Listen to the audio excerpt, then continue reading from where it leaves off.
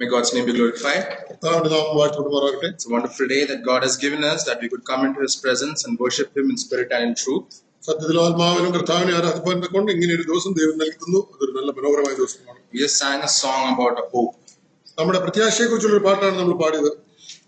We have an ultimate song to sing. And we have an ultimate destination, that is our eternal home. Let's praise God for that. Yesterday, as all you know, cottage meeting was there. After that only I prepared the message after 12 o'clock. I was not able to sit after 12:30, 1 o'clock. I slept. Morning I got up, then by God's grace, I knew the topic because 2 weeks back I was informed that I was to share the message. Because that time Rijay Chetan was supposed to go to his home. Yes. So I was a substitute in his place. But that time guest was there. And was told, okay, next week probably Rijay Chetan will be there, he will do. Then again plan was there that he'll go to Munnar. But he didn't go. And probably Wednesday or Thursday I got the message that he'll go to Munnar, so please prepare.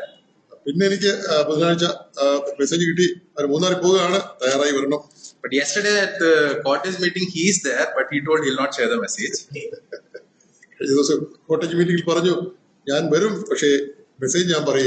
So that is how I am standing here. I praise God for the opportunity that He has given me this day. As we continue to sit before His presence, let us sit with our open hearts and sit prayerfully.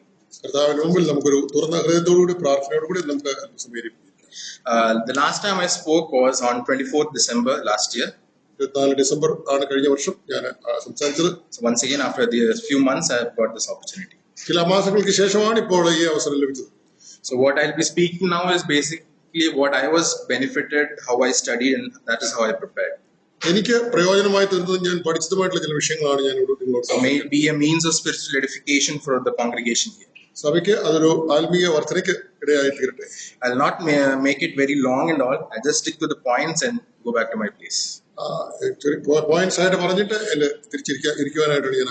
First, I would like to draw attention to the Old Testament, that is Judges chapter 2 verses 20 to 23.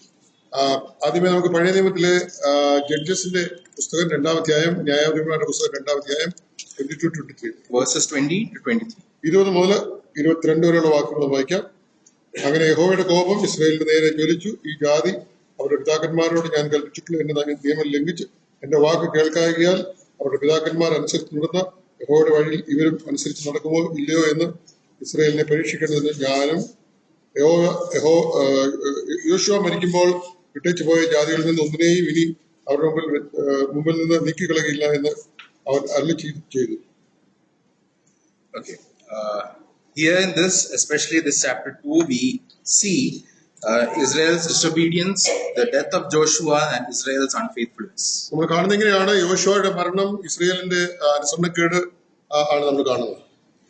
So if we go to chapter 2, the starting part, we'll read verses 1 and 2. There it tells about the angel coming to the Gilgal, and he is telling something there. ഒരു ദൂതന് അവിടെ നമ്മൾ ഒന്നാമത്തെ വാക്യത്തിൽ കാണുന്ന ഒരു ദൂതൻ ഗിൽഗാലിൽ വന്ന ചില കാര്യങ്ങൾ പറയുന്നു.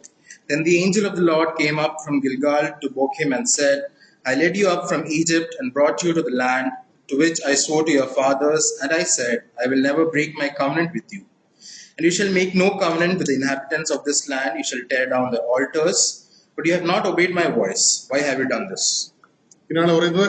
അനന്തരം യഹോവയുടെ ഒരു ദൂതൻ ഗിൽഗാലിൽ നിന്ന് ബൊക്കീമിലേക്ക് വന്ന് പറഞ്ഞത്, ഞാൻ നിങ്ങളെ മിസ്രയീമിൽ നിന്ന് പുറപ്പെടുവിച്ചു, നിങ്ങളുടെ പിതാക്കന്മാരോട് സത്യം ചെയ്ത ദേശത്തേക്ക് നിങ്ങളെ കൊണ്ടുവന്നു. നിങ്ങളോടുള്ള എന്റെ നിയമം ഞാൻ ഒരിക്കലും ലംഘിക്കുകയില്ല എന്നും നിങ്ങൾ ഈ ദേശനിവാസികളോട് ഉടമ്പടി ചെയ്യാതെ അവരുടെ ബലിപീഠങ്ങളെ ഇടിച്ചു കളയണം എന്നും കൽപ്പിച്ചു. എന്നാൽ നിങ്ങൾ എന്റെ വാക്ക് അനുസരിച്ചില്ല. ഇങ്ങനെ നിങ്ങൾ ചെയ്തത് എന്ത്? So that is the first two verses, and the result what we see is the angel is telling, I will not drive them out before you. അതുകൊണ്ട് നമ്മൾ കാണുന്ന ആദ്യത്തെ ഭാഗമാണ്. അതിനുശേഷം നമുക്ക് കണ്ടത് എന്താണ്? അതുകൊണ്ട് അവരെ നിങ്ങളുടെ മുമ്പിൽ നിന്ന് ഓടിച്ചു കളയുകയില്ല. And their God shall be a snare to you. അവര് നിങ്ങൾക്ക് ഓരോ വിലാപ്പുറത്ത് ഒരു കണിയായിരിക്കും, മുള്ളായിരിക്കും എന്ന് പറഞ്ഞു. When we go to the Old Testament, generally we all have a precept that's going to be boring and all. പഴയ നിയമത്തെ കുറിച്ച് പറയുമ്പോൾ നമുക്കൊരു ചിന്തയുണ്ട്, ഇത് ബോറടിക്കുന്ന വിഷയമായിരിക്കും. I also have that thing, so don't worry. അങ്ങനെ തന്നെ ഞാനും ചിന്തിക്കാറുണ്ട്. But I'll stick to the points. So here the angel is telling to the people of Israel that they broke their covenant. ഇവിടെ ഇസ്രായേലിനോട് ദൈവദൂതൻ പറയുകയാണ്, നിങ്ങൾ എന്നോടുള്ള നിയമം ലംഘിച്ചു. Then after that, they called unto the name of the Lord. They wept, and Lord heard their voice. അതിനുശേഷം അവരെ ദൈവനാമം വിളിച്ചപേക്ഷിച്ച് ദൈവത്തോട് കരഞ്ഞപേക്ഷിച്ചു. And afterwards, Joshua was there, and till Joshua was there, they were all okay. യോശുവ അതിനുശേഷം വന്ന് യോശുവ ഉള്ളിടത്തോളം കാലം അവരുടെ കാര്യങ്ങളെല്ലാം ഭംഗിയായിട്ട് നടന്നു. The people served the Lord faithfully. ദൈവത്തെ അവര് വളരെ ഭക്തിയോടുകൂടെ അനുസരിച്ചു വന്നു. When Joshua died, again the children of Israel did evil in the sight of the Lord. യോശുവയുടെ മരണശേഷം ഇസ്രായേൽ മക്കള് അവർക്ക് ഇഷ്ടമുള്ള രീതിയിൽ ജീവിക്കാനായിട്ട് തുടങ്ങി. That is verses from 11 to 13 we see that. 11 മുതൽ 13 വരെയുള്ള വാക്യങ്ങൾ നമുക്ക് മനസ്സിലാക്കാനായിട്ട്. And in verse 14 we see the result of it, and the anger of the Lord was hot against Israel.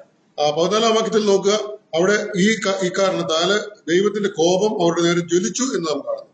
So he delivered them unto the hands of the plunderers who despoiled them. He sold them into the hands of their enemies as well. അതുകൊണ്ട് ശത്രുക്കൾക്ക് അവരെ വിറ്റുകളഞ്ഞു, അവരെ നശിപ്പിച്ചു കളഞ്ഞു എന്ന്, തിന്നുകളഞ്ഞു എന്നാണ് നാം കാണുന്നത്. The anger of the Lord was hot against Israel. ഇസ്രായേലിനോട് ദൈവത്തിന്റെ കോപം ജ്വലിച്ചു. And after that is what we read in the starting. What we read in the starting is verses 20 to 23. അതിനുശേഷമാണ് നമ്മൾ 22 23 വാക്യങ്ങൾ വായിച്ചത്. നോക്കുക. The Lord left those nations without driving them out immediately, and nor did he deliver them into the hand of Joshua. ഈ ജാതികളെ അവിടെ ശേഷിപ്പിച്ചു വെച്ചിരുന്നു. യോശുവയുടെ കയ്യിൽ ആ ജാതികളെ ദൈവം ഏൽപ്പിച്ചു കൊടുത്തില്ല. So if you look at the whole history of Israel, again and again they disobeyed God. ഇസ്രായേലിന്റെ ചരിത്രം നോക്കുക, അവർ പിന്നെയും ദൈവത്തെ അവർ മറുതലിച്ചുകൊണ്ടിരുന്നു. Here we read a covenant was there that you are not to mingle with the inhabitants, not to serve their God, but they broke that. ഇവിടെ ഒരു നിയമം ഉണ്ടായിരുന്നത്, നിങ്ങൾ ആ ജാതികളുമായിട്ട് കൂട്ടിച്ചേരരുത്, അവരുമായിട്ടൊരു ബന്ധം ഉണ്ടാക്കരുത്, എന്നാൽ അവരതിനെ ലംഘിക്കുകയാണ് ചെയ്തത്. If you turn back to Exodus chapter 20, പുറപ്പാട് പുസ്തകം 20 അധ്യായം നോക്കുക. we know that the God is giving the 10 commandments. 10 കൽപ്പനകൾ അവിടെ കൊടുത്തിട്ടുണ്ട്. From verses 2 to 17 if we have seen. 2 മുതൽ 17 വരെയുള്ള വാക്യങ്ങളാണ് നമ്മൾ കണ്ടതാണത്. And parallelly also if we see, it is written in Deuteronomy also. Deuteronomy chapter 5. ആവർത്തന പുസ്തകത്തിലും ഇത് തന്നെ റിപ്പീറ്റ് ചെയ്തിട്ടുണ്ട്. So we know the original commandments, the laws that were given to them. ആദ്യമായിട്ട് ദൈവം കൊടുത്തതായിട്ടുള്ള ആ കൽപ്പനകളെ നമുക്കറിയാം. It was given so that the people of Israel could obey that. അത് ഇസ്രായേൽ മക്കള് അത് അനുസരിക്കുവാൻ വേണ്ടിയിട്ടാണ് അവരെ അത് ഏൽപ്പിച്ചത്. That is when Moses was on top of the mountain, the Lord is speaking to him. And once Moses comes down, verses 1 and 2, we see the breaking of laws. മോശ പർവ്വതത്തിന്റെ മുകളിലായിരുന്നപ്പോഴാണ് ദൈവം അവനോട് ഇതൊക്കെയും കൽപ്പിച്ചാക്കിയത്. എന്നാൽ താഴേക്ക് അവൻ മലയിൽ നിന്ന് ഇറങ്ങി വരുമ്പോൾ 1ഉം 2ഉം കൽപ്പനകളെ അവർ ലംഘിച്ചിരിക്കുന്നതായിട്ടാണ് കാണുന്നത്. They did not believe in their God and they made a calf. അവരുടെ ദൈവത്തെ വിശ്വസിക്കാതെ അവരൊരു കാളക്കുട്ടിയെ വാർത്തുണ്ടാക്കി. So that is what it's written here. You shall not have no other gods, and you shall not make yourself a carved image. അതിന്റെ ദൈവമായ യഹോവ നിനക്ക് തരുന്നത് verses 3 and 3ഉം 4ഉം വാക്യങ്ങളിൽ ഞാനല്ലാതെ അന്യദൈവങ്ങൾ നിങ്ങൾക്ക് ഉണ്ടാകരുത്, ഒരു വിഗ്രഹം ഉണ്ടാക്കരുത് എന്നുള്ള കൽപ്പനയാണ് അവരവിടെ ലംഘിച്ചത്. At different points in time, they have repeatedly broken the laws that the God had given them. കാലാകാലങ്ങളിൽ അവരെ ദൈവം ഇങ്ങനെ കൊടുത്തായിട്ടുള്ള ഈ നിയമത്തെ ലംഘിച്ചുകൊണ്ടേയിരുന്നു. Present day also, if we see the Jews, especially the Jews, they follow all those laws. There are more than 600 rules they have, which they have to follow in their daily lives. ഇന്നും യഹൂദന്മാർക്ക് follow ചെയ്യാൻ വേണ്ടിയിട്ട് 600ഓളം നിയമങ്ങൾ അവർ എഴുതി ഉണ്ടാക്കിയിട്ടുണ്ട്. And what the food they have to eat or what they have to do, something they call as kosher. They have to do everything based on that thing. കോശറായിട്ടുള്ള ആഹാരമേ കഴിക്കാവുള്ളൂ, അങ്ങനെയുള്ള നിയമാവലികൾ അവർക്ക് എഴുതി കൊടുത്തിട്ടുണ്ട്. Even if for the Sabbath, they cannot switch on or switch off the lights because that is work. They cannot do work on the Sabbath. ശബത്ത് ദിവസത്തിലെ light switch on ചെയ്യുകയോ of ചെയ്യുകയോ പോലും അവർ ചെയ്യില്ല. അതൊരു പ്രവൃത്തിയായിട്ട് ജോലിയായിട്ട് അവർ കിടക്കാതെ. Today they might even follow the laws, but in Back in the time, we see they have been breaking the laws which the Lord had given them. ഇന്ന് ഇതൊക്കെ അവർ follow ചെയ്യുന്നുണ്ടെങ്കിലും കാലങ്ങൾക്ക് മുമ്പ് അവർ ഈ നിയമങ്ങളെ തെറ്റിച്ചുകൊണ്ടേയിരുന്നു. They forgot who their God is. അവരുടെ ദൈവം ആരാണെന്ന് അവർ മറന്നുപോയി. They worship different gods. As we read here, they worship the Baals and the Ashtoreths. അസ്തറത്തിനെയും ബാലിനെയും നമ്മളിപ്പോൾ വായിച്ചതുപോലെ അവർ ആരാധിച്ചു വന്നു. They made themselves carved images and bowed before them. അവരെ വിഗ്രഹങ്ങളെ വാർത്തുണ്ടാക്കി അതിന് മുമ്പിൽ തലകളെ വണക്കി. There are passages, I'm not going to specify that.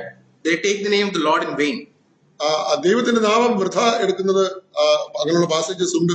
They desecrated the Sabbath, which was supposed to be observed because it is holy. പരിശുദ്ധമായിട്ടുള്ള ശാബത്തിനെ അവര് തെറ്റിച്ചു കളഞ്ഞു എന്ന് നാം കാണുന്നു. They dishonored their parents. അവരുടെ അമ്മയപ്പന്മാരെ അവര് അപമാനിച്ചു. They murdered. അവരെ കൊന്നു. They committed adultery. അവരെ വ്യഭിചാരം ചെയ്തു. They stole. അവരെ മോഷ്ടിച്ചു. They bore false witness. അവരെ തെറ്റായിട്ടുള്ള തെറ്റ് സാക്ഷ്യങ്ങൾ പറഞ്ഞു. They coveted everything. എല്ലാം വേണമെന്ന് അവർ മോഹിച്ചു. Despite all this, yearly over year, they did the sacrifices for their sins. എങ്കിലും കാലാകാലങ്ങളിൽ അവർ അവരുടെ പാപങ്ങൾക്ക് വേണ്ടിയിട്ട് ബലി അർപ്പിച്ചുകൊണ്ടേയിരുന്നു. Because they broke the laws. അവർ നിയമങ്ങൾ തെറ്റിച്ചുകൊണ്ടിരുന്നു, ബലിയും അർപ്പിച്ചു. The Lord hid his face from them because of what they were doing. ഇവർ ചെയ്യുന്നത് കൊണ്ട് ദൈവം തന്റെ മുഖത്തെ ഇവരിൽ നിന്ന് മറച്ചു. By looking at that, we can understand how a man is. What is the nature of the man? ഇവരെ നോക്കുമ്പോൾ തന്നെ ഒരു മനുഷ്യനെ, സാധാരണ മനുഷ്യനെ എങ്ങനെയുള്ളവരെന്ന് നമുക്ക് മനസ്സിലാക്കാനായിട്ട് സാധിക്കും. What a man does, he disobeys and he is very unfaithful to God. മനുഷ്യൻ നോക്കുക, അവൻ ദൈവത്തെ അനുസരിക്കാതിരിക്കുകയും അവനോട് വിശ്വാസമില്ലാതെ പ്രവർത്തിക്കുകയും ചെയ്തവരാണ്. Today also, if we come here and sit, when we turn back and look into our lives, we also think that we were away from God and we were unfaithful. നാം നമ്മുടെ ജീവിതത്തിലേക്ക് തന്നെ ഇന്നും കടന്നു വന്ന് ചിന്തിക്കുകയാണെങ്കിൽ നാം വിശ്വസ്തയില്ലാത്തവരായും കർത്താവിനെ അനുസരിക്കാത്തവരായും ഇരിക്കില്ലേ. Now I would like to draw attention to the New Testament. പുതിയ നിയമത്തിലേക്ക് നമുക്കൊന്ന് പോകാം. And that will be the basically title of my message is, have you heard of the 4 spiritual laws? 4 ആത്മീയ നിയമങ്ങളെ നിങ്ങൾ കേട്ടിട്ടുണ്ടോ എന്നുള്ള ഒരു തലക്കെട്ടോട് കൂടിയാണ് ഞാൻ നിങ്ങളോട് സംസാരിക്കാൻ പോകുന്നത്. It is easy to categorize, that's why I'm presenting it in form of spiritual laws. ഇത് നിയമങ്ങളായിട്ട് 4 ആത്മീയ നിയമങ്ങളായിട്ട് പറയുവാനായിട്ട് എളുപ്പമുണ്ട്, അതുകൊണ്ടാണ് ഞാൻ നിങ്ങളോട് സംസാരിക്കുന്നത്. If we look into the definition of law, so law is basically something in a system of rules which in a particular country or community recognizes it. നിയമങ്ങൾ എന്ന് പറഞ്ഞാൽ ഒരു പ്രത്യേക രാജ്യം അത് അനുസരിക്കുവാൻ വേണ്ടിയിട്ട് തയ്യാറാക്കിയ ചില സംഹിതകളാണ്. It is to regulate one's actions. ആളുകളുടെ പ്രവർത്തികളെ നിയന്ത്രിക്കാൻ തക്കവണ്ണം. That may enforce upon it can be enforced or it can be imposed on the people. ആളുകളുടെ മേലെ അതിനെ നിർബന്ധമായിട്ട് അതിനെ ഏൽപ്പിക്കാനായിട്ട് സാധിക്കും. Otherwise, if you say if a law is there, if you defy it, you can get a penalty or a punishment. അല്ലെങ്കിൽ ഇങ്ങനെ പറയാം, നാം ഒരു നിയമം തെറ്റിച്ചു കഴിഞ്ഞാൽ അതിൻ്റെതായിട്ടുള്ള പണിഷ്മെന്റ്, അതിൻ്റെതായിട്ടുള്ള ശിക്ഷ നമുക്ക് ലഭിക്കും. Or in different field, if we see in sports, there are correct procedures of behavior. അതുപോലെ സ്പോർട്സ് തന്നെ നോക്കുക, പ്രത്യേകമായിട്ടുള്ള ചട്ടങ്ങളുണ്ട്. Or it is a statement of fact deduced from an observation. പല കാര്യങ്ങൾ അവർ ശ്രദ്ധിച്ചു നോക്കിയതിനു ശേഷം അതിൽ നിന്ന് ചില പ്രത്യേകമായിട്ടുള്ള കാര്യങ്ങളെ മാറ്റി എഴുതിയതാണ് ഈ നിയമം. In terms of science, if we see, there are many laws that are there because it has been observed and because there is a scientific phenomenon behind it. സയൻസിലുള്ള ചില നിയമങ്ങളെ നോക്കുകയാണെങ്കിൽ അത് ആളുകൾ ശ്രദ്ധിച്ച് നോക്കിയതിനു ശേഷം അത് പ്രൂവ് ചെയ്തതായിട്ടുള്ള നിയമങ്ങളാണ്. So just as there are physical laws that governs the physical universe, there are some spiritual laws which governs your relationship with God. ഈ ഭൗതികമായിട്ടുള്ള നിയമങ്ങൾ ഉള്ളതുപോലെ തന്നെ ആത്മീയമായിട്ടും ചില നിയമങ്ങൾ, ദൈവമായിട്ടുള്ള ചില നിയമങ്ങൾ നമുക്കുണ്ട് എന്ന് മനസ്സിലാക്കാൻ സാധിക്കും. The first point, if we see the law 1, ഒന്നാമത്തെ നിയമം എവിടെയാണ്? we can turn to John 3:16. യോഹന്നാൻ 3:16 നാം കാണുന്നു. I would give the heading as God loves you and has a wonderful plan for your life. നിന്നെ ദൈവം സ്നേഹിക്കുന്നുവെന്നും നിനക്ക് വേണ്ടിയിട്ടൊരു പദ്ധതി തനിക്കുണ്ട് എന്നും ഒരു തലക്കെട്ടാണ് ഞാൻ കൊടുക്കാൻ ആഗ്രഹിക്കുന്നത്. God loves you and God has a plan for you. ദൈവം നിന്നെ സ്നേഹിക്കുന്നു, നിനക്ക് വേണ്ടിയിട്ട് അവനൊരു പദ്ധതി ഒരുക്കിയിട്ടുണ്ട്. And where do we see the love? എവിടെയാണ് നാം സ്നേഹം കാണുന്നത്? God's love, not the humanly love, but God's love. മനുഷ്യന്റെ സ്നേഹമല്ല, ദൈവത്തിന്റെ സ്നേഹം നാം ഇവിടെ കാണുന്നു. The most famous verse, John 3:16. 3:16, യോഹന്നാൻ 3:16 ആണ് ഏറ്റവും പ്രധാനപ്പെട്ട വാക്യം. For God so loved the world that he gave his only begotten Son, that whoever believes in him should not perish but have everlasting life. തന്റെ ഏകജാതനായ പുത്രൻ വിശ്വസിക്കുന്ന ഏവനും നശിച്ചു പോകാതെ നിത്യജീവൻ പ്രാപിക്കേണ്ടതിന് ദൈവം അവനെ നൽകുവാൻ തക്കവണ്ണം ലോകത്തെ സ്നേഹിച്ചു. And God's plan, we see the plan of God in John 10:10. യോഹന്നാന്റെ സുവിശേഷം 10:10 വാക്യത്തിൽ ദൈവത്തിന് നമ്മെ കുറിച്ചുള്ള പദ്ധതി എന്താണെന്ന് നമുക്ക് കാണാനായിട്ട് സാധിക്കും. It reads like this: The thief does not come except to steal and to kill and to destroy. I have come that they may have life and that they may have it more abundantly. The B part: I have come that they may have life and that they may have it more abundantly. 10:10 രണ്ടാം ഭാഗം, അവർക്ക് ജീവൻ ഉണ്ടാകുവാനും സമൃദ്ധിയായിട്ട് ഉണ്ടാകുവാനും അത്രേ ഞാൻ വന്നിരിക്കുന്നത്. God loves you and God has a wonderful plan for your life. ദൈവം നിന്നെ സ്നേഹിക്കുന്നു, ദൈവത്തിന് നിന്നെ കുറിച്ച് ഒരു വലിയ പദ്ധതിയുണ്ട്. Now we'll think why most of the people are not experiencing the abundance of life. എന്തുകൊണ്ടാണ് പലരും നമ്മുടെ ചുറ്റുമുള്ള പലർക്കും ഈ സമൃദ്ധിയായിട്ടുള്ള ജീവൻ ഉണ്ടാകാതിരിക്കുന്നത്? So that we come to the law 2. The second law we come. അപ്പോൾ നമ്മൾ രണ്ടാമത്തെ നിയമത്തിലേക്ക് നമുക്ക് കടന്നു പോകാം. Man is sinful and separated from God. മനുഷ്യൻ പാപിയാണ്, ദൈവത്തിൽ നിന്ന് അകന്നവനാണ്. Thus he cannot know and experience God's love and plan for his life. അതുകൊണ്ട് ദൈവത്തിന്റെ സ്നേഹമോ ദൈവത്തിന്റെ പദ്ധതിയെ കുറിച്ചോ അവൻ അറിയാനായിട്ട് കഴിയുന്നില്ല. The first law was God loves you and he has a definite plan for you. ഒന്നാമത്തെ നിയമം എന്തായിരുന്നു? അത് ദൈവം നിന്നെ സ്നേഹിക്കുന്നു, അവന് നിന്നെ കുറിച്ചൊരു പദ്ധതിയുണ്ട്. Then a question arises, why you don't have abundance of life? രണ്ടാമത്തെ ചോദ്യം ഇതായിരുന്നു, എന്തുകൊണ്ടാണ് അതുകൊണ്ട് ഇന്ന് സമൃദ്ധിയായ ജീവൻ ഇല്ലാത്തത്? Because man is sinful and separated from God. അതാണ് നാം കണ്ടത്. മനുഷ്യൻ പാപിയാണ്, ദൈവത്തിൽ നിന്ന് അകന്നു പോയവനാണ്. Where do we see that the sinful nature of man? മനുഷ്യന്റെ പാപ സ്വഭാവത്തെ നാം എവിടെയാണ് കാണുന്നത്? Romans 3 verse 23. റോമ ലേഖനം 3:23 വാക്യം കാണുക. For all have sinned and fallen short of the glory of God. എല്ലാവരും പാപം ചെയ്തു ദൈവ തേജസ് ഇല്ലാത്തവരായി തീർന്നു. For all have sinned. എല്ലാവരും പാപം ചെയ്തു. There is no exception in that. അതിനകത്ത് ഒരു മാറ്റി നിർത്താനായിട്ട് ഒന്നുമില്ല. Man was created to have fellowship with God. ദൈവത്തോടുള്ള കൂട്ടായ്മയ്ക്ക് വേണ്ടിയിട്ടാണ് മനുഷ്യനെ സൃഷ്ടിച്ചത്. But because of his own stubborn self-will, അവന്റെ സ്വയ താല്പര്യം മുഖാന്തരം, അവന്റെ സ്വന്തം ഇഷ്ടപ്രകാരം he chose to go his independent way and the fellowship with God was broken. തന്നിഷ്ടപ്രകാരം നടക്കുവാൻ തീരുമാനിക്കുകയും അങ്ങനെ ദൈവവുമായിട്ടുള്ള കൂട്ടായ്മ നഷ്ടപ്പെടുകയും ചെയ്തു. So that is what happens when man is sinful and separated from God. The fellowship was broken. അതാണ് പാപത്തിലേക്ക് മനുഷ്യൻ വീണപ്പോൾ ദൈവവുമായിട്ടുള്ള ബന്ധം അത് ഛേദിക്കപ്പെടുകയാണ്. This self-will characterized by an attitude of, it's a reaction or passive indifference. ഈ ദൈവത്തോടുള്ള സ്നേഹമില്ലായ്മ അല്ലെങ്കിൽ അതൊരു പാസീവായിട്ടുള്ള ഒരു റിയാക്ഷൻ ആണ് നമുക്ക് പറയാനായിട്ട് സാധിക്കും. It is an evidence of what the Bible calls as sin. ഇതാണ് വേദപുസ്തകം പറയുന്ന പാപം, അതിന്റെ ലക്ഷണം. We saw man is sinful and the next part is man is separated. നാം കണ്ടത് ഇങ്ങനെയാണ്, മനുഷ്യൻ പാപിയാണ്, മാത്രമല്ല അവൻ ദൈവത്തിൽ നിന്ന് വേർപെട്ടവനാണ്. And the next part we see is the verse we know, for the wages of sin is death. അടുത്തായിട്ട് നമുക്കറിയാവുന്ന വാക്യമാണ്, പാപത്തിന്റെ ശമ്പളം മരണമത്രേ. The spiritual separation from God. ആത്മീയമായിട്ട് ദൈവവുമായിട്ടുള്ള വേർപാട്. God is holy and man is sinful. ദൈവം പരിശുദ്ധനും മനുഷ്യൻ പാപിയും. So there is a great space between us. ഇത് തമ്മിൽ വലിയൊരു വിടവുണ്ട്. You cannot jump into his presence. അവന്റെ മുമ്പിലോട്ട് നമുക്ക് തന്നെ ഇടിച്ചു കയറാനായിട്ട് സാധ്യമല്ല. We have to have a qualification for that. അതിന് നമുക്കൊരു ക്വാളിഫിക്കേഷൻ ആവശ്യമുണ്ട്. But we know as man fell short of the glory of God, he was sinful, there is nothing we can do. മനുഷ്യനാകട്ടെ ദൈവത്തിന്റെ ആ തേജസ് നഷ്ടപ്പെട്ടായതുകൊണ്ട് അവൻ ഒരു രീതിയിൽ അവിടെ പ്രവേശിപ്പാൻ കഴിയില്ല. We all know there's a song, Living Hope of, it's popular these days. ഒരു പാട്ടുണ്ട്, അത് ജീവനുള്ള പ്രത്യാശയെ കുറിച്ചുള്ള പാട്ടാണ്. And the stanza is, how great the chasm that lay between us. നമ്മൾ തമ്മിലുള്ള വ്യത്യാസം എത്ര വലിയ ഗ്യാപ്പാണെന്നുള്ളതാണ് എന്റെ പറഞ്ഞിരിക്കുന്നത്. How high the mountain I could not climb. എനിക്ക് കയറാൻ പറ്റാത്ത അത്ര വലിയൊരു പർവ്വതം. And in desperation I turned to heaven. അങ്ങനെ ഞാൻ ആ നിരാശയുടെ അവസ്ഥയിൽ സ്വർഗത്തിലേക്ക് തിരിഞ്ഞു. And spoke your name into the night. ആ രാത്രിയിലെ നിന്റെ പേര് ഞാൻ ഉച്ചരിച്ചു. Then through the darkness your loving kindness. ആ രാത്രിയിൽ എനിക്ക് നിന്റെ സ്നേഹത്തെ കാണുവാനിടയായി. Tore through the shadows of my soul. എന്റെ ഹൃദയത്തിന്റെ നിഴലുകൾ കൂടി അത് പ്രകാശിച്ചു. The work is finished, the end is written.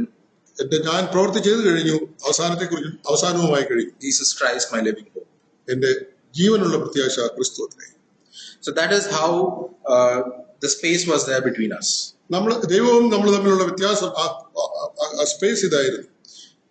Man is continuously trying to reach God through physical actions, works. മനുഷ്യന് ദൈവത്തിന്റെ അടുക്കലേക്ക് ചെയ്യുവാൻ ഈ ശാരീരികമായിട്ടുള്ള പ്രവൃത്തികൾ കൊണ്ട് എപ്പോഴും ശ്രമിച്ചുകൊണ്ടിരിക്കുകയാണ്. If you look at the other religions, they tell you to do work.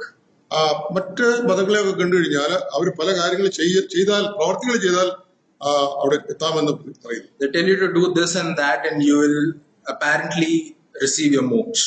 ആ മോക്ഷം ലഭിക്കാൻ വേണ്ടിയിട്ട് നിന്റെ കാര്യങ്ങൾ ചെയ്യണമെന്നാണ് അവർ പറയുന്നത്. The third answer gives only one answer to this dilemma. ഈ പ്രശ്നത്തിന് ഒരേ ഒരു ഉത്തരമേ ഉള്ളൂ. That is the third law that is next we are going to see. അതാണ് മൂന്നാമത്തെ നിയമം നമ്മളിപ്പോൾ പറയാൻ പോകുന്നത്. Jesus is God's only provision for man's sin. മനുഷ്യന്റെ പാപത്തിന് പകരമായി ദൈവം നൽകിയ ആ ഒരു മാർഗം യേശുക്രിസ്തു മാത്രമാണ്. Through him and through him only you can know and experience God's love and plan for your life. അവനിൽ കൂടി മാത്രം നമുക്ക് ദൈവത്തിന്റെ പദ്ധതിയും പ്ലാനും മനസ്സിലാക്കുവാനായിട്ട് സാധിക്കും. ഒരു സ്നേഹവും മനസ്സിലാക്കാൻ സാധിക്കും. He is the only one. അവനിൽ കൂടി മാത്രം. If you turn to Romans 5 verse 8, റോമർക്ക് ലേഖനം 5-ാം അധ്യായത്തിന്റെ 8-ാം വാക്യം നോക്കുക. But God demonstrates his love towards us in that while we were still sinners, Christ died for us. ക്രിസ്തു നാം പാപികളായിരിക്കുമ്പോൾ തന്നെ നമുക്ക് വേണ്ടി മരിക്കാൻ ദൈവം തനിക്ക് നമ്മോടുള്ള സ്നേഹത്തെ പ്രദർശിപ്പിക്കും. What was the provision? എന്താണ് അവിടെ കൊടുത്തിരിക്കുന്ന പ്രൊവിഷൻ? എന്താണ്? You all know that provision. നമുക്കറിയാവുന്ന കാര്യമാണ്. When we look at the emblems, we know that the provision was there. ഇവിടെ വെച്ചിരിക്കുന്നതായിട്ടുള്ള സാധനപാഠങ്ങളെ കാണുമ്പോൾ നമുക്ക് ദൈവത്തിന്റെ പ്രൊവിഷനെ മനസ്സിലാക്കാനായിട്ട് സാധിക്കും. Christ died for us. ക്രിസ്തു നമുക്ക് വേണ്ടി മരിച്ചു. And not only that, he rose from the dead.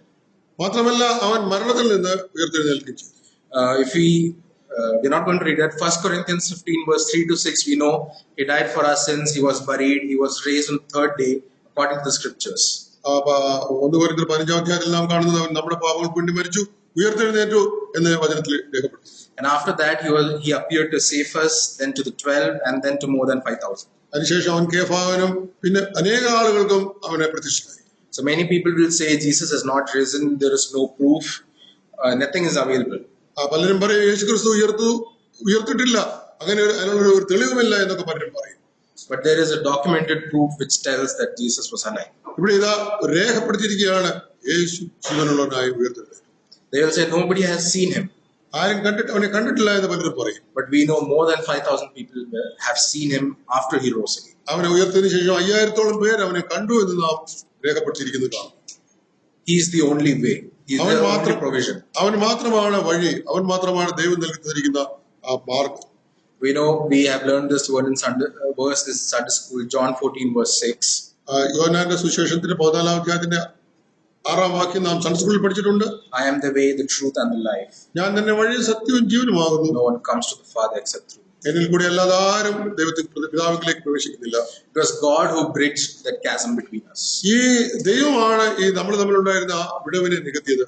Which separated us from his son. Which separated us by giving his only son to him. നമ്മെ അകത്തിരിച്ചിരുന്ന ആ വിടവ് നികത്തുവാൻ തന്നെ ഏകജാതനായ പുത്രനെ താൻ നൽകി. It's not only enough till there. അവിടെ കൊണ്ട് നിന്നില്ല. The next law which states that we must individually receive him. അടുത്തതായിട്ടുള്ള നിയമം പറയുന്നത് ഇങ്ങനെയാണ്, നാം ഓരോരുത്തരും നമ്മുടെ സ്വന്തമായിട്ട് അവനെ സ്വീകരിക്കേണ്ട ആവശ്യമുണ്ട്. Let us all turn back to our lives and see at the point where we accepted him. നമ്മുടെ ഓരോരുത്തരുടെയും ജീവിതത്തിൽ നാം ഒന്ന് തിരിഞ്ഞു നോക്കിയിട്ട് where we received him as a savior and our Lord. നമ്മുടെ ജീവിതത്തിൽ എങ്ങനെയാണ് എവിടെ വെച്ചാണ് അവനെ കർത്താവിനെ രക്ഷിതാവായി സ്വീകരിച്ചതെന്നുള്ളത് തിരിഞ്ഞു നോക്കാം. That is at the point where we experience God's love. ആ ഒരു സമയത്താണ് ദൈവത്തിന്റെ സ്നേഹം നമുക്ക് മനസ്സിലായത്. And from that point onwards is where we see God's plan for us. അതിനുശേഷമാണ് നമുക്ക് ദൈവത്തിന്റെ പദ്ധതി നമ്മളെ കുറിച്ചുള്ളത് മനസ്സിലാക്കുവാൻ സാധിക്കും. John 1 verse 12 if we read. യോഹന്നാന്റെ സുവിശേഷം 1 verse 12. 12-ാം വാക്യം നാം നോക്കുക. But as many as received him, to them he gave the right to become children of God, to those who believe in his name. 12 വായിക്കാം. അവന്റെ നാമത്തിൽ വിശ്വസിക്കുന്നവർക്കും ദൈവമക്കളാകുവാൻ അവൻ അധികാരം കൊടുത്തു. To all those who received him. അവനെ കൈക്കൊള്ളുന്നവർക്ക് we have to individually receive him. There is no collective work going on here. ഓരോരുത്തരും personally അവനെ സ്വീകരിക്കണം, എല്ലാവരും കൂടെ കൂട്ടിച്ചേർന്നൊരു സ്വീകാരമല്ല. Ephesians 2 verse 9 if we read. എഫേസ്യർ ലേഖനം 2-ാം അധ്യായത്തിന്റെ 9-ാം വാക്യം വായിച്ചാൽ, not of works lest anyone should boast. ആരെങ്കിലും തന്നെ താൻ ക്ലെയിം ചെയ്യുവാൻ കൊണ്ടും പ്രവൃത്തിയും കാരണമല്ല. And the previous verse if we read, it is the gift of God. ദൈവത്തിന്റെ ദാനമത്രേ എന്ന് എഴുതിയിരിക്കുന്നു. When we look into this, it was a personal invitation to all of us. നമുക്ക് ഓരോരുത്തർക്കും ലഭിച്ചിരിക്കുന്ന ഒരു ഇൻവിറ്റേഷൻ ആണ്. Right? That's why we tell God gave man a will, a self will that nobody else can decide. Only that person can decide. അതുകൊണ്ടാണ് നമ്മൾ പറയുന്നത് ദൈവം നമുക്ക് ഓരോരുത്തർക്കും സ്വയമായി തീരുമാനിക്കാനുള്ള ഒരു അധികാരം നൽകിയിട്ടുണ്ട്. വേറൊരാൾ അത് നമ്മുടെ മേലെ ഇൻഫ്ലുവൻസ് ചെയ്യാനായിട്ട് സാധ്യത. People will say, God is there. If He has destined our lives, why can't we take decisions apart from that? പലപ്പോഴും പറയുന്നത് ദൈവം നമ്മളെ കുറിച്ചുള്ള കാര്യങ്ങളൊക്കെ തീരുമാനിച്ചിട്ടുണ്ടെങ്കിൽ അത് പിന്നെ നമ്മൾ തീരുമാനം എടുക്കേണ്ട ആവശ്യമുണ്ടോ? It's true, God has a life for us, a path set before us. നമ്മുടെ മുമ്പിൽ ദൈവം ഒരു വഴി ഒരുക്കിയിട്ടുണ്ട്, സത്യം തന്നെ. But we all have that will which we can make decisions. എന്നാൽ ഓരോരുത്തർക്കും തീരുമാനം എടുക്കുവാൻ തക്കവണ്ണം ദൈവം നമുക്ക് അധികാരം തന്നിട്ടുണ്ട്.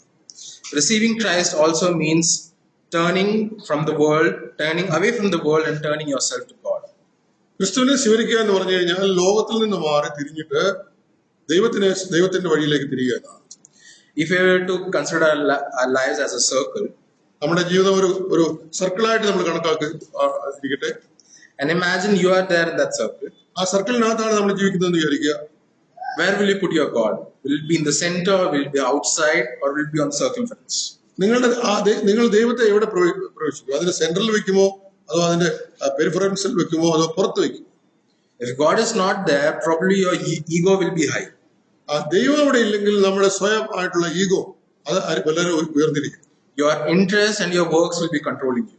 നിങ്ങളുടെ സ്വയമായിരിക്കും നിങ്ങളെ നിയന്ത്രിക്കുന്നത്. If the Christ is there in your life, it is centered on Him. കർത്താവ് നിങ്ങളുടെ ജീവിതത്തിന്റെ മധ്യഭാഗത്തുണ്ടെങ്കിൽ, Christ is on throne of your life. അവൻ നിന്റെ ജീവിതത്തിന്റെ സിംഹാസനത്തിലുണ്ടെങ്കിൽ, ego is not at all there. It is already dethroned. അവിടെ നമ്മുടെ ഈഗോയെ, സ്വയത്തെ നാം മാറ്റി നിർത്തും. Then all our interests will be under the control of that infinite God. നമ്മുടെ ജീവിതത്തിന്റെ എല്ലാ കാര്യങ്ങളും ആ വലിയവനായ ദൈവമായിരിക്കും ഇനിയും നിയന്ത്രിക്കുന്നത്. And that is how there will be harmony in your life for the plan of God to work. അപ്പോഴാണ് നമ്മുടെ ജീവിതത്തിൽ ദൈവത്തിന്റെ കാര്യങ്ങളെ നിവർത്തിപ്പാൻ തക്കുന്നുള്ളൊരു ഹാർമണി ഉണ്ടാകുന്നത്. That is how you have to receive Christ. അങ്ങനെയാണ് കർത്താവിനെ നാം സ്വീകരിക്കേണ്ടത്. Now, some people will say, how is it that you know that you have received Christ? പലപ്പോഴും പലരും ചോദിക്കാറുണ്ട്, നിനക്ക് ക്രിസ്തുവിനെ സ്വീകരിച്ചു എന്ന് നിനക്ക് എങ്ങനെ അറിയാം? We all heard these laws. നമ്മൾ ഈ നിയമങ്ങളൊക്കെ കേട്ടല്ലോ. There's a plan. God loves you. നമ്മെ സ്നേഹിക്കുന്നു എന്നുള്ള ദൈവത്തിന്റെ ഒരു പദ്ധതിയുണ്ട്.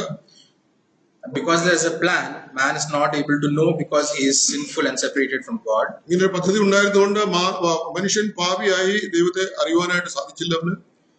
Because man is sinful, there has to be a provision. മനുഷ്യൻ പാപി ആയതുകൊണ്ട് അതിനു വേണ്ടിയിട്ട് ദൈവം ഒരു പദ്ധതി ഒരുക്കേണ്ടിയിരുന്നു. And Jesus was God's only provision. അതാണ് ദൈവത്തിന്റെ പദ്ധതിയായിരുന്നു യേശു ക്രിസ്തു. Now after the provision, you have to receive that. എന്നാൽ ദൈവത്തിന്റെ ഈ പദ്ധതിയെ നാം സ്വീകരിക്കേണ്ട ആവശ്യമുണ്ട്. And how do you know if you have received that? ഈ പദ്ധതിയെ നാം സ്വീകരിച്ചു എന്ന് എങ്ങനെ അറിയാനായിട്ട് സാധിക്കും? We can know that by the behavior in us, or the change that has brought in us after we accepted Him. കർത്താവ് യേശു ക്രിസ്തുവിനെ നാം സ്വീകരിച്ചതിന് ശേഷം നമ്മുടെ ഉള്ളിൽ ഉണ്ടായ ആ വ്യത്യാസത്തെ, ആ ചേഞ്ചിനെ കണ്ടു കഴിഞ്ഞാൽ നമുക്ക് മനസ്സിലാവും അങ്ങനെ സംഭവിച്ചോ ഇല്ലയോ. We know a promise is given to us. നമുക്കൊരു പ്രത്യാശ നൽകി തന്നിട്ടുണ്ട്, ഒരു വാഗ്ദത്തം തന്നിട്ടുണ്ട്. That He is going to come again. താൻ വീണ്ടും വരുമെന്നുള്ള വാഗ്ദത്തം. And we will be with Him forever. അവനുമായിട്ട് നാം എന്നും അവനോട് കൂടി ആയിരിക്കും. That is a simple thing you have to believe. അത് അങ്ങനെ തന്നെയാണെന്ന് നീ വിശ്വസിക്കേണ്ട ആവശ്യമുണ്ട്.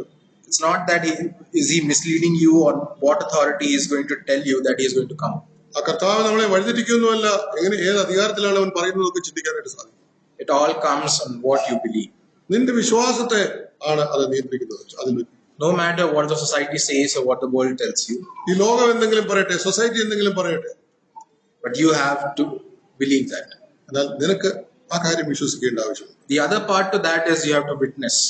രണ്ടാമത്തെ കാര്യം, നീ ഈ കാര്യങ്ങൾ മറ്റുള്ളവരോട് പറയുകയും ചെയ്യും. You have to witness that God has given us eternal life through His Son. നാം മറ്റുള്ളവരോട് പറയേണ്ട ഒരു ആവശ്യമുണ്ട്, ദൈവം തന്റെ പുത്രനെ നമുക്ക് നൽകിയത് മുഖാന്തരം നമുക്ക് നിത്യജീവൻ ലഭിച്ചു. Probably at that time persecutions will be there at many different levels. അത് പറയാനായിട്ട് നമ്മൾ അങ്ങനെ ശ്രമിക്കുമ്പോൾ നമുക്ക് പല പീഡനങ്ങളും ഉണ്ടാകാം. That is when you know that Christ is indwells.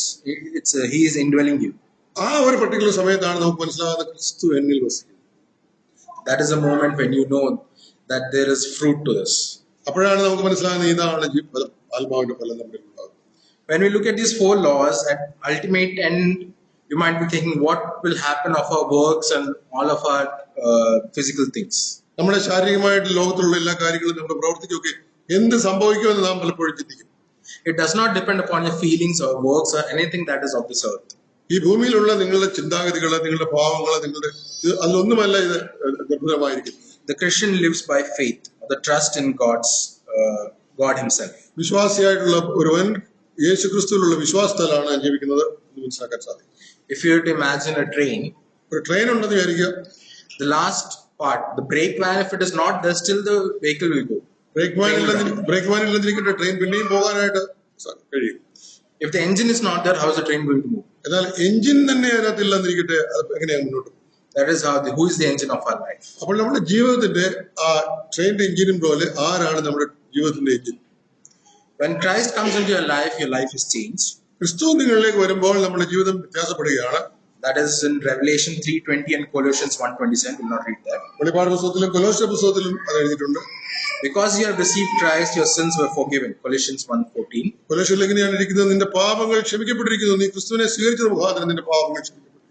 Because sins are forgiven, you have been given a new position. You became a child of God. John 1. നിന്റെ പാപങ്ങൾ ക്ഷമിക്കപ്പെട്ടത് മുഖാന്തരം നിനക്കൊരു പുതിയ പദവി തന്നിട്ടുണ്ട് എന്ന് യോഹന്നാന്റെ സുവിശേഷത്തിൽ പറയും. And after that you begin a journey with God. It's an adventurous journey which God has created for you, the plan which He has for you. അതിനുശേഷം നാം ദൈവത്തോടു കൂടെ ഒരു യാത്ര പുറപ്പെടുകയാണ്. അത് സാധാരണ യാത്രയിൽ ഒരു അഡ്വഞ്ചറസ് യാത്രയാണ്. The 4 spiritual laws which we have seen. 4 ആത്മീയമായിട്ടുള്ള നിയമങ്ങളാണ് നാം കണ്ടത്. Is there anything wonderful thing that can happen to us? ഇതിനേക്കാൾ പ്രതികൂലമായിട്ട് എന്തെങ്കിലും നമ്മുടെ ജീവിതത്തിൽ വരാൻ ഉണ്ടോ? The Israelites had the laws. ഇസ്രായേലിയർക്ക് നിയമങ്ങൾ ഉണ്ടായിരുന്നു. They broke that. അതിനെ അവര് അനുസരിച്ചില്ല. They still follow that. പിന്നെയും അവരത് ഇപ്പോഴും അനുസരിക്കുന്നുണ്ട്. We know the condition of Israel today. ഇന്ന് ഇസ്രായേലിന്റെ സ്ഥിതി എന്താണെന്ന് നാം അറിയുന്നു. We know what is going to happen to them in the future. ഇനി ഭാവിയിൽ അവർക്ക് എന്ത് സംഭവിക്കുന്നുള്ളതും നമുക്കറിയാം. But we have been given a special privilege. എന്നാൽ നമുക്ക് ഒരു പ്രത്യേകമായിട്ടുള്ള പദവിയാണ് ദൈവം നൽകിയത്.